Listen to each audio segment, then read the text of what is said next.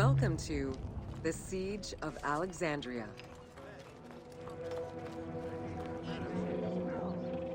Among the collection of writings attributed to Julius Caesar are his descriptions of the Siege of Alexandria, the Gallic Wars, and the commentaries on the Civil War. These archives contain information on different campaigns, the Wars of Alexandria, Africa, and Spain.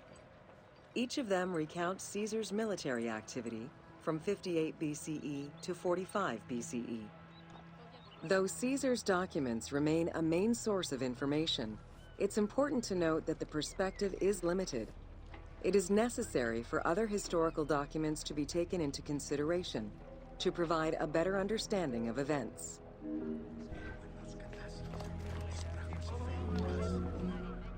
The Siege of Alexandria closely relays the events of the Civil War that led up to the event and describes how Caesar was besieged in the palace of the Ptolemies. Other ancient authors have left equally valuable and sometimes contradictory information.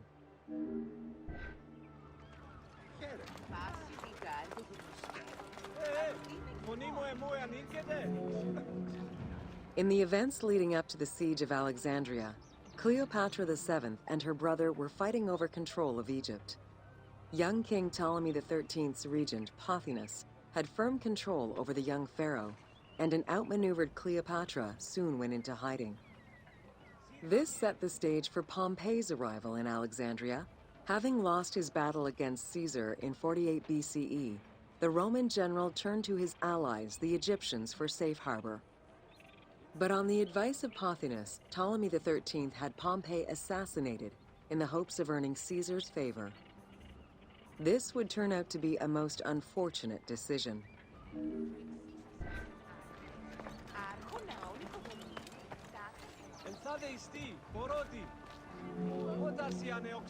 Upon his arrival in Alexandria, Caesar was presented with Pompey's head. The sight of a Roman murdered by Egyptians did not sit well with him. Caesar made his displeasure clear, ordering the return of Cleopatra, and for the siblings to resolve their differences and resume their co-rule of Egypt, as per the will of their father. Neither Pothinus nor Ptolemy XIII wished to accede to this demand.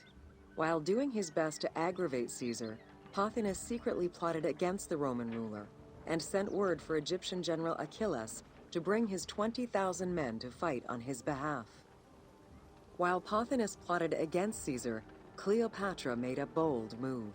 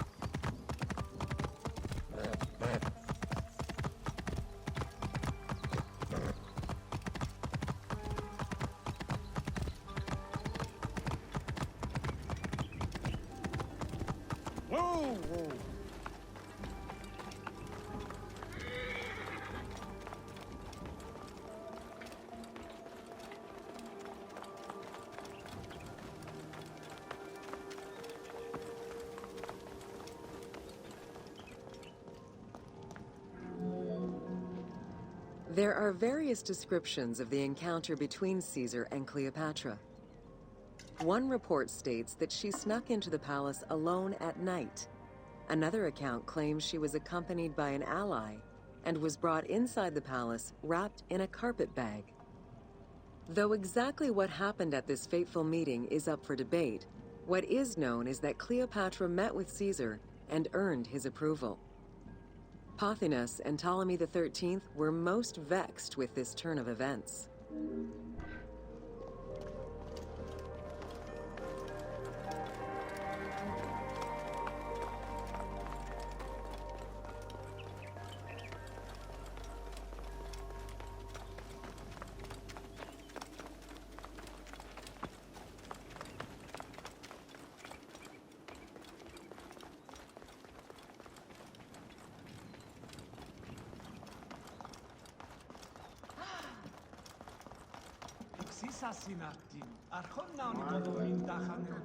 With Cleopatra finally present, Caesar chose to act as mediator between the siblings in the hopes of a peaceful resolution.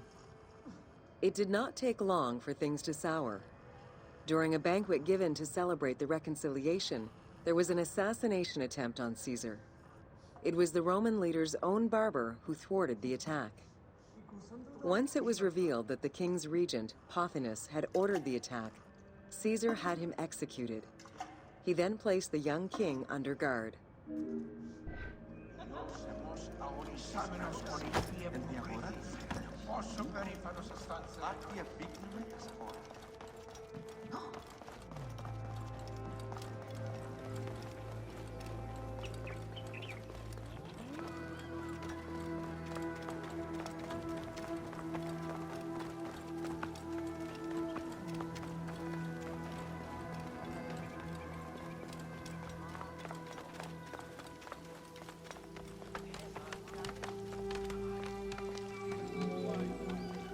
Caught within the palace with roughly 4,000 troops, and with the knowledge that the arrival of enemy forces was imminent, Caesar sent for help from Syria, Rhodes, and Cilicia. He ordered his men to dig a ditch around the palace and build a wall leading to the harbor. This would ensure Caesar's access to the sea. When Egyptian General Achilles arrived in the city with 20,000 men, the battle for Alexandria began.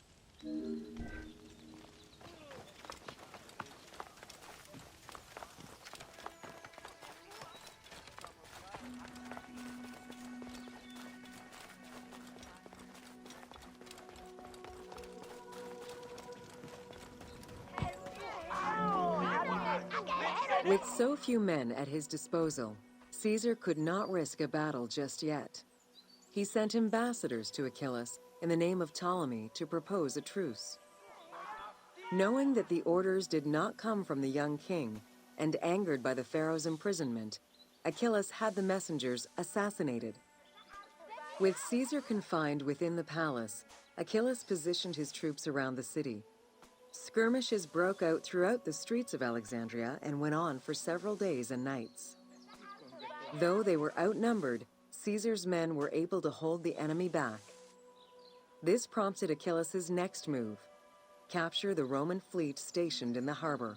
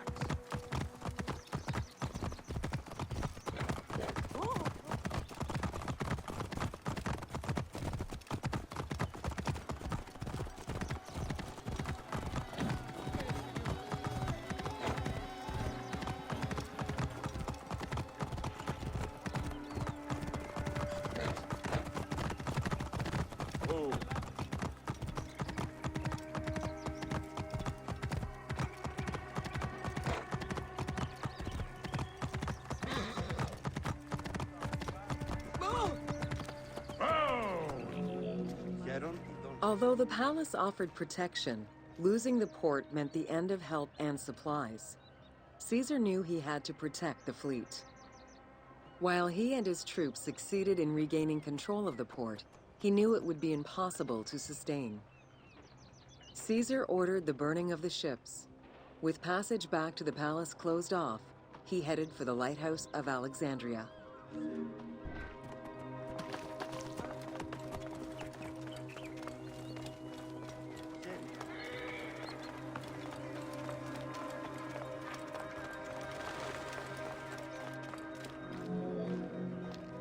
Fighting their way through the Egyptian troops, Caesar and his men eventually reached Pharis Island.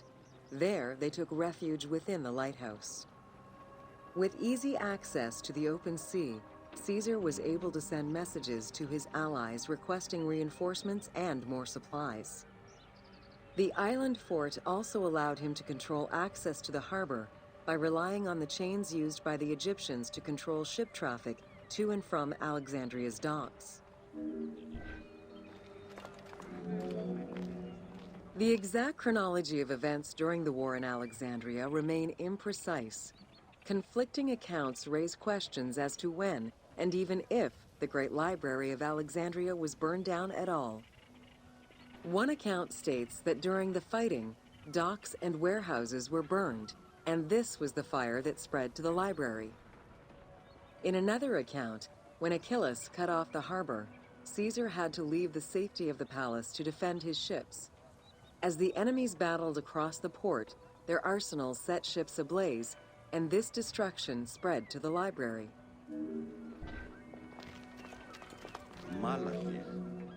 In either case, the Great Library was not completely destroyed. Experts point out that its location was too far from the harbor, and much later texts refer to the Great Library as being intact. Warehouses near the harbor contained manuscript copies awaiting export, and it is more likely that these documents were destroyed than the Great Library itself.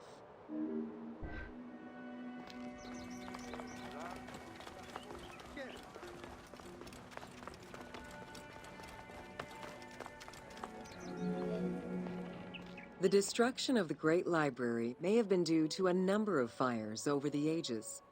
Its end was probably closer to the 4th century CE, when the Christian Emperor Theodosius I ordered the closure of all pagan temples. While some documents survived after being moved away, it remains unclear just what knowledge may have been lost.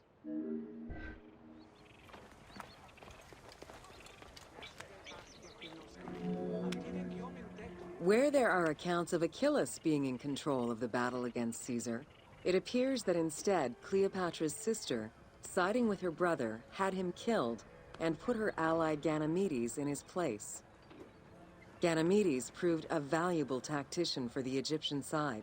It was his idea to cut Caesar's access to the harbor, thus trapping Caesar at the palace.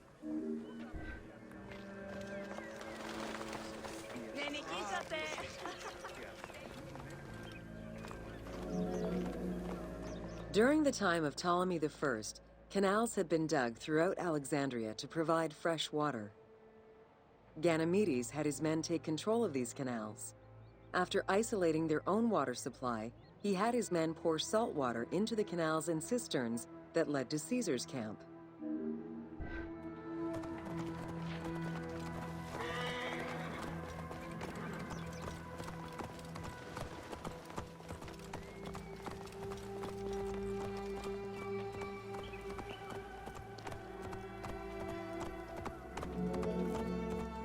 Panic erupted in Caesar's men. They wouldn't last long without fresh water. Recognizing that the porous limestone could help them, Caesar and his men dug wells to restore their water supply. Days later, the 37th Legion, comprised of Pompey's soldiers, arrived by ship. Unable to come ashore due to the winds, Caesar risked going out to meet them on the peninsula, Cape Chersonese. When the enemy learned Caesar's location, they rushed to intercept. Despite an obvious advantage for the Alexandrians, Caesar, with a Rhodian ship full of skillful sailors, emerged victorious.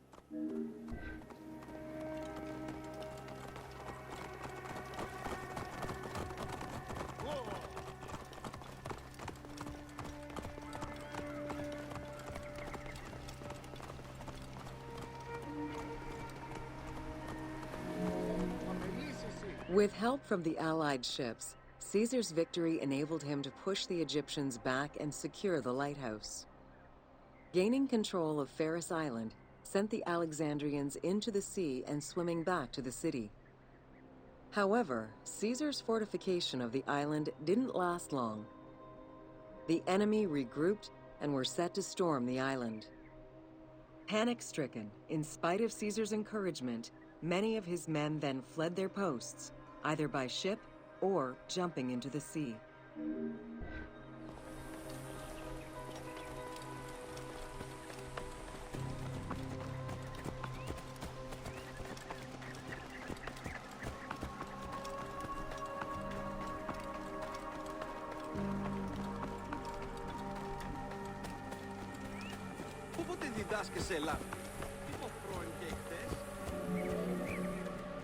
Caesar attempted to retreat, but Port Eunostos' harbor was overrun with enemy ships, preventing escape.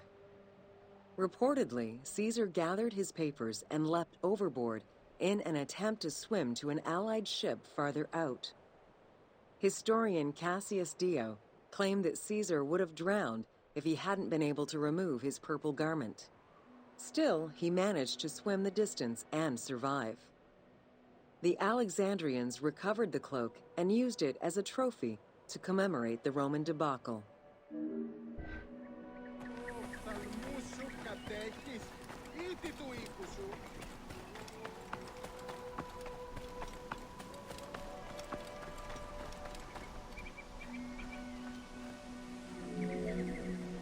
Unhappy with Ganymedes and wanting their king restored, the Alexandrians approached Caesar with a compromise. Caesar agreed to release Ptolemy XIII after entreating him to spare the kingdom and remain loyal to Rome. Once freed, however, the king defied the agreement and continued the war.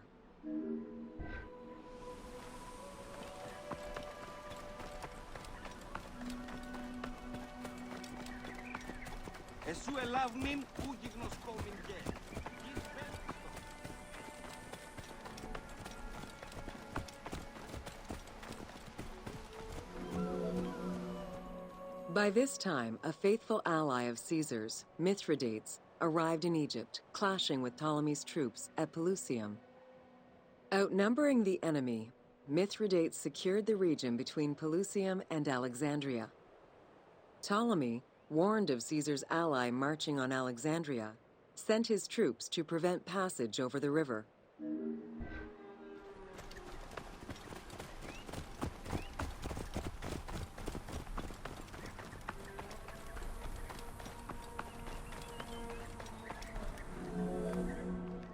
Mithridates warned Caesar in time, and the two groups confronted the armies of Ptolemy in the Delta.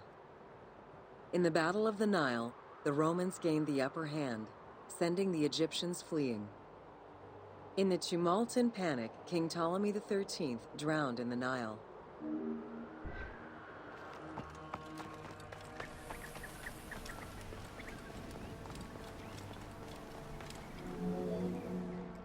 After the siege ended, Cleopatra VII married her younger brother, Ptolemy XIV, enabling her to reign over Egypt until 30 BCE. Under her rule, Alexandria settled into its position within the Roman Empire and eventually surpassed Athens as one of the most important cities in the Roman Empire. Julius Caesar remained in Egypt for a short time. He and Cleopatra would later have a son named Caesarion.